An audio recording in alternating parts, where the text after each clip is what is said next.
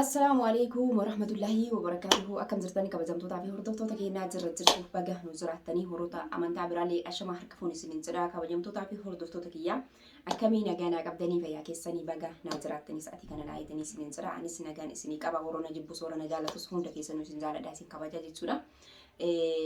Kabajamtootaa fi hordoftoota kiyyaa har'aan tana hedduuta kan birqaana qaba bakka waan haasa'uu fi waan dhiisullee hin beeku jechuudha. Haasa'ii na godhaa jira jechuudha.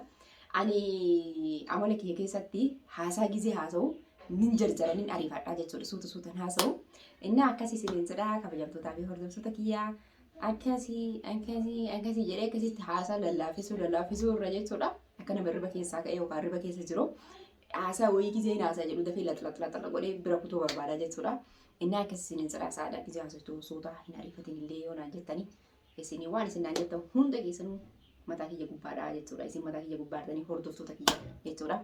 Dhugaa rabbii addunyaa kanarratti parsantii 100 keessaa nama tokko nama lama kasii jaalatu hin dhabdu jechuudha. An hordoftoonni kiyya waan na jaalatanii sababa isin na jaalattanii waan na jaalatanii iyyuu hin simu jechuudha. Warroonni na jaalattanis warroonni na kabajanis haasaa dhedheeree haasaa suuta haasa'uun jaaladhu. Dafee haasa'ee waan san haasa'ee bira kutuun jaaladha jechuudha amala kiyya keessatti. Kanaafuu iyyuu hordoftoota kiyyaa har'aan tana saadaan maal qabattee dhuftee maaliin dhuftee akkanatti maaltu sii mirqaansaa maal argattee viidiyoo hojjetanii turanii jechuudha Yahyaa fi Mustafaa fa'aa wajjin ani garuu waan san quba hin qabu hanga ammaan tanaatitti iyyuu wanti isaa naaf hin galle jechuudha. Yahyaan jaartii bira fuudhee tana fakkaattee yoo fuudhee illee rabbi isaa haala fi shari'aan hagaa furiitti ayyamtee ayyamee fi jira jaarsa kiyyaa warroonni itti heerumuu barbaadan qophaa'aa isiniin jira kana bichaa qabaadha. Kana yeroo ammaa kana yoo qabaanne dhiirti nama hin jaalattu jechuudha. Dhiirti dhalaa kana qabdu jaalatti. Kana yoo qabaattanii masaanuu xiyya sadaffaa fi afuraffaa naa ta'uudhaa fi itti qophaa'aa isiniin jala biyyee isin nyaata inshaallah koffii isin nyaata akkatti ija keessa isa laaltanii bakka isin jirtanitti akka takka keessanii dhufee qabri isinii qotaa jechuudha bakka isin jirtanitti. Yahyaan kiyya bichaadha yoo akka tasaa sabboontuun cinaan sunuu hin beekamu. Garuu cinaan shaqqalatuma jirti. Haa ta'u jedheetuma irra futee fi tabiraa garuu hin ayyamu jechuudha. Daasboora wayii akka tasaa wayii warga waggaa takkaa fi lama boodatti fuudha gara biyya Ameerikaa kanarraa jechuudha. Akkas isiniin jedha isinuma gadi taphachiisuu fi hordoftoota fi kabajamtoota kiyyaa har'aan tana maaliif dhufe yoo kanaan jettan taate nama akka na jaalatu akka na dinqisiifatu hordofaa kiyyaa kan yeroo dheeraa yeroo akka ani yuutuubii eegaleerraa na hordofu inni suni akka obboleessa anis akka obboleessa kiyyaatti ni salaala innis akka obboleettiitti na laala jechuun waan biraa walitti qabna osoo hin taane jechuudha wanti kun waa Yahyaa duraati. Kanaafuu iyyuu kabajamtootaa fi hordoftoota kiyyaa yeroo dheeraa dho'isuu ture jechuudha. Namni akkatti hin himne jechuudha. Ani jireenya kiyya keessatti rakkachuu baadhee beela'ee dheebodhee waan hundi keessatti mistira kiyya baasee namatti himuu hin jaaladhu jechuudha. Mistira keessan asumaan dhufadha. Mistira keessan tun hiriyaati yookiin obboleettii yookiin obboleessa kiyya jettanii mistira keessan baastanii naaseenaa jechuudha. Asumaan mistira keessan fuma keessanitti. Fuma keessan keessatti qabadhaa isin jechuu barbaada. Mistira kana yeroo dheeraaf dho'isuu ture namni akkatti himne haga amman tana namni akka quba hin qabu jechuudha.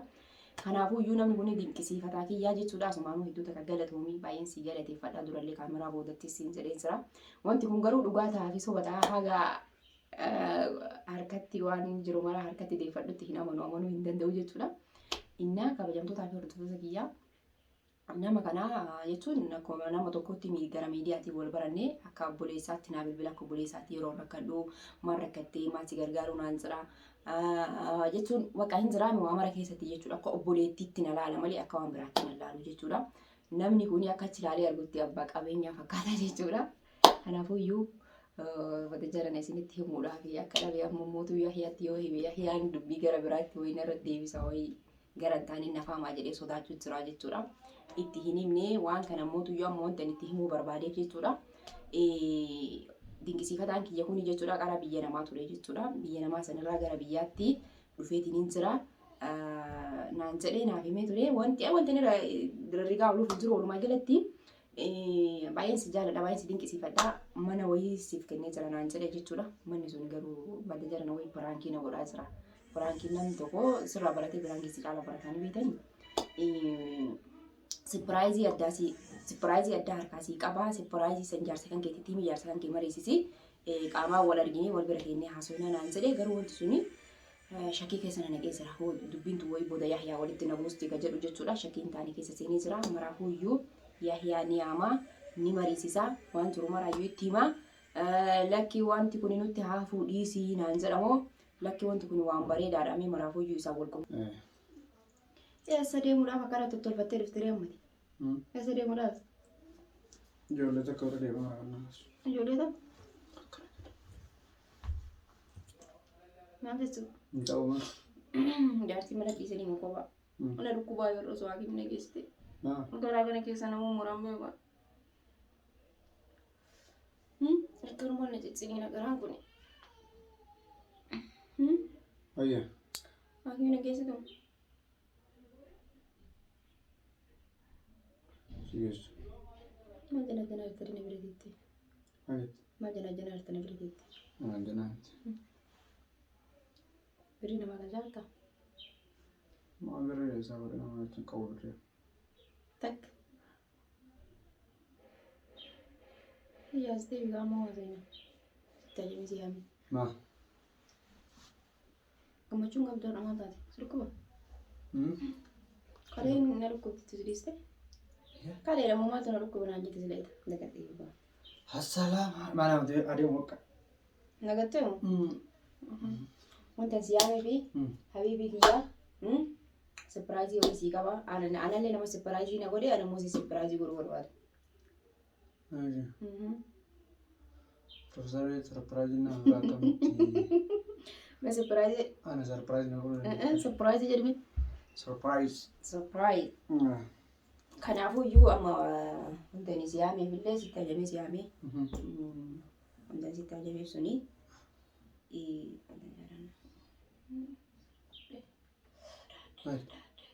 Waan jennee qorii kana keessa marqaa jiraata. Wanna adeemu akka? Maal nama? Eessa deemtare? Wallahi ka dhugaa. Amma wannaaf si yaamee kennaa.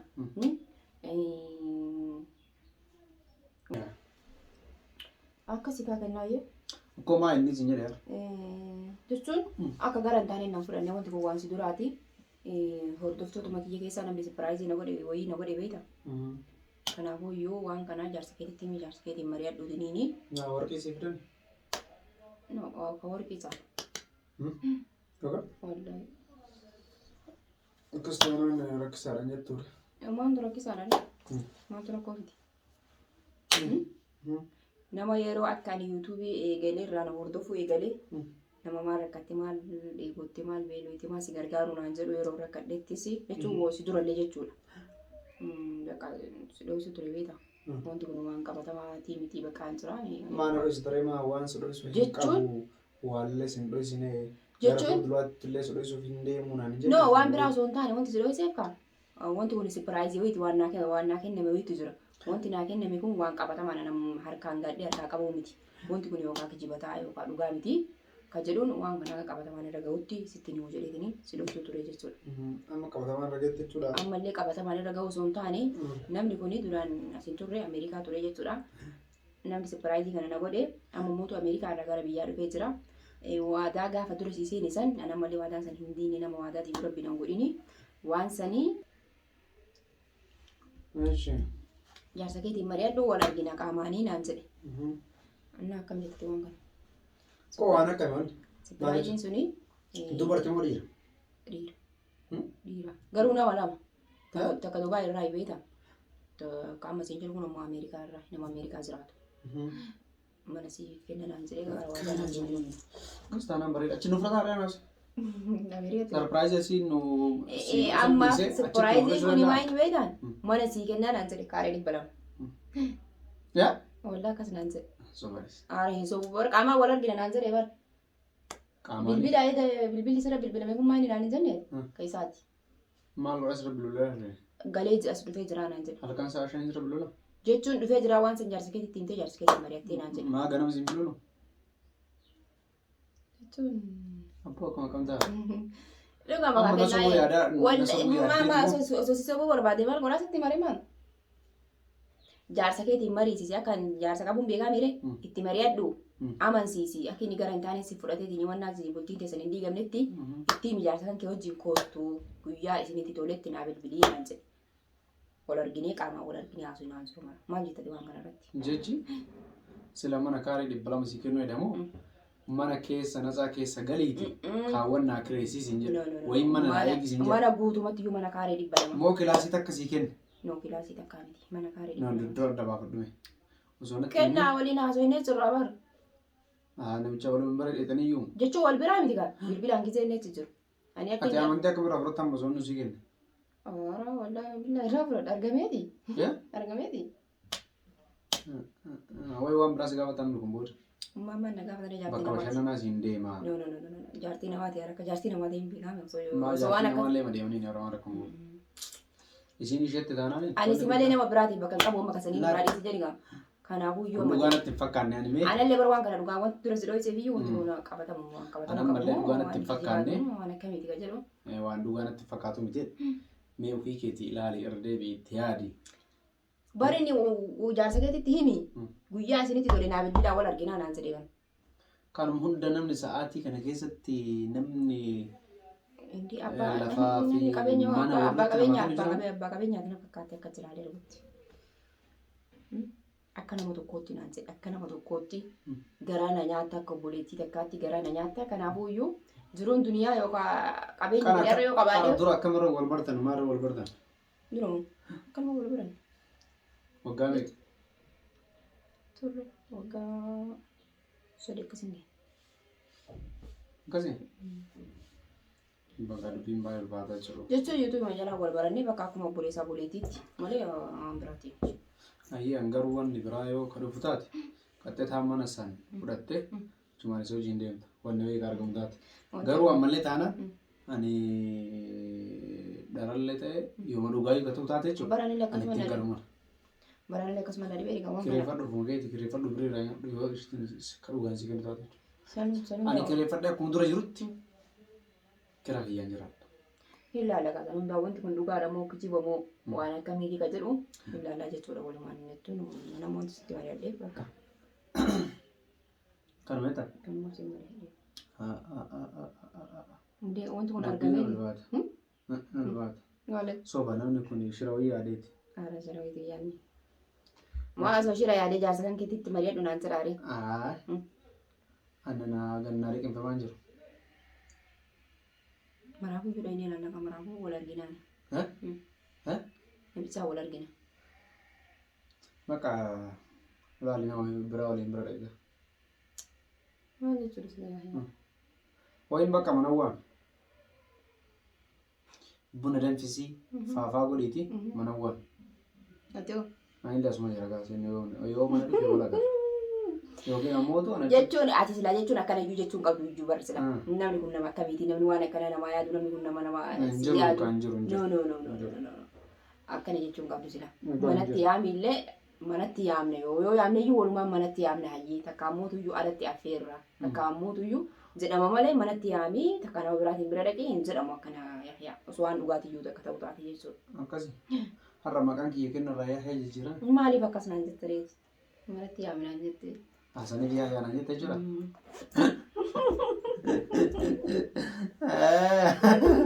Nama baay'een lafa goraadha si jalatti. Kennaan kee maal ta'e? Akkasii maqaa. Akkasii jedhi kaa. Viidiyoolee waraabutti jira kaameraan dura jira. Kaameraan dura jira. Maal gochuu waraabaa? Bareeddee yoo jettu shaashan ba'a. Dirqama viidiyoo waraabuun dirqama. Maaliif? Maaliif? Viidiyoo kana waraabin siin jedhes hin dadhabne nabu. Viidiyoo kaa hojii kennaa miidha kennaa dirqama. Raawwan sirrii miti. Viidiyoo namni waan dho'isamaa waan daraa dhugatee yoo adda hin baafanne maal namatti ol baaftee namatti hin Asumaan hordoftoonni illee qubaa qabaatanii yaada qaban kun jalatti haa barreessanii takkaamoo waan bareedaadha sa'aadaa waan kana fudhadhuu naan jettanis dhugaa ta'uu soba ta'uu saddaan hin baafannee akka addaan baafannutti nu wajjin turaa. Ayyee nama namanna eegee jedhi qaba.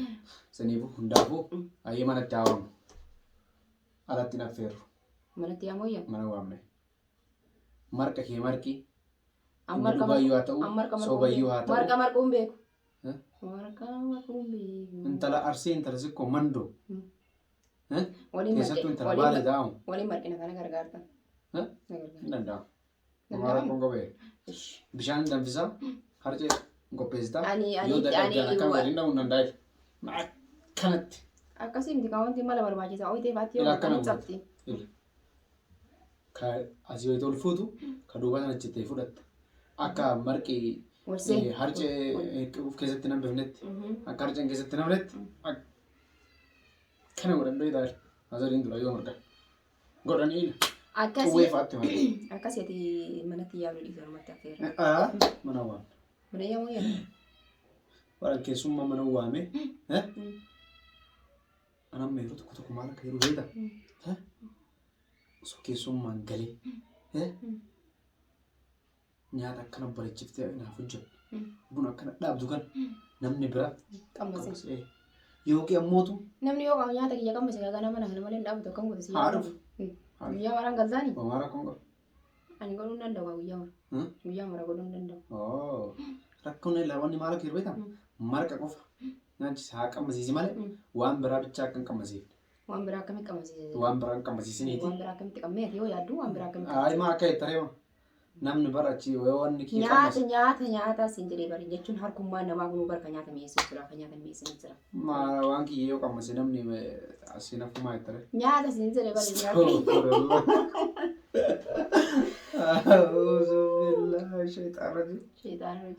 Akkasitti kabajamtootaa fi hordoftoota kiyyaa maraafuu yoo waan kana qabatamaa irra jenneetiin waan jiru maraasiin biraan geennaa isinillee yaada qabdan.